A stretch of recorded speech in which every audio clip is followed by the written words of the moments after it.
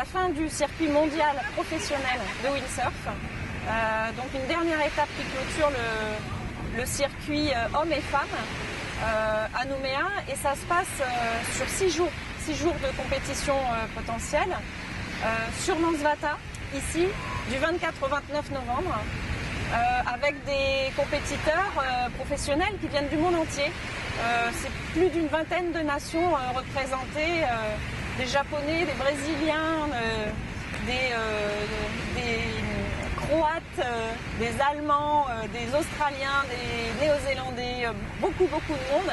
On a eu 70 confirmations de coureurs qui viennent cette année faire cette étape, la Airwaves Nouméa Dream Cup.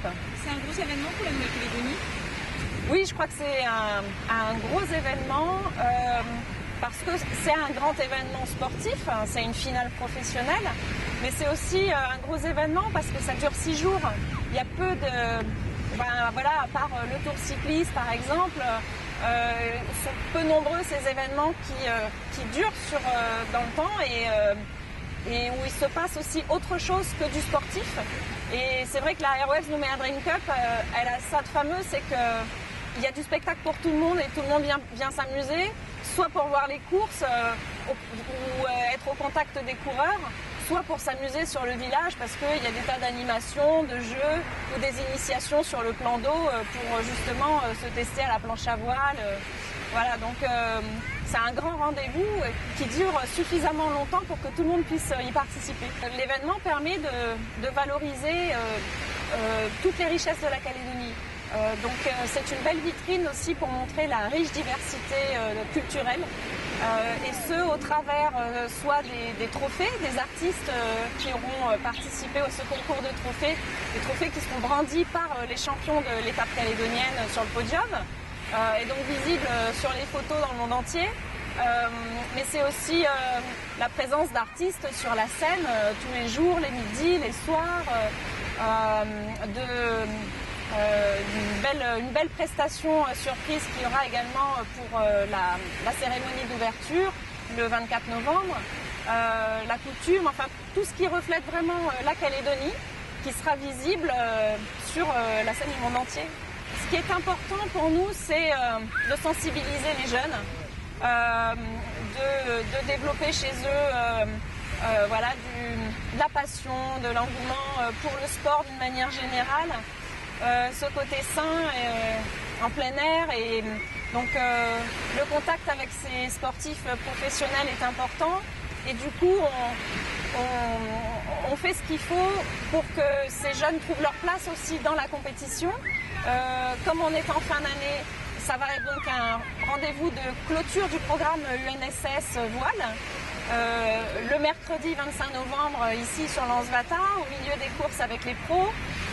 Ça va être aussi des compétitions pour les jeunes espoirs au milieu pareil du plan d'eau avec les pros et ce qu'on appelle dans notre jargon une clinique, la clinique énergie avec des séquences conseils avec les pros le mercredi 18 novembre à la Côte Blanche. Donc un événement qui est aussi très orienté vers la jeunesse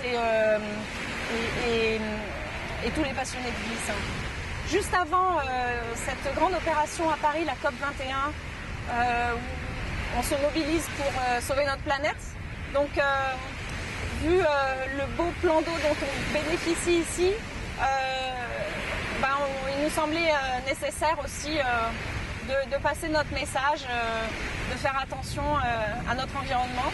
Donc, il y aura sur le village de la Airwaves Nouméa Dream Cup plusieurs rendez-vous relatifs à l'environnement avec la participation pareil de classes, de jeunes, de collèges et d'écoles qui viennent faire des ateliers et montrer au public leurs travaux et leurs réflexions sur la préservation de l'environnement.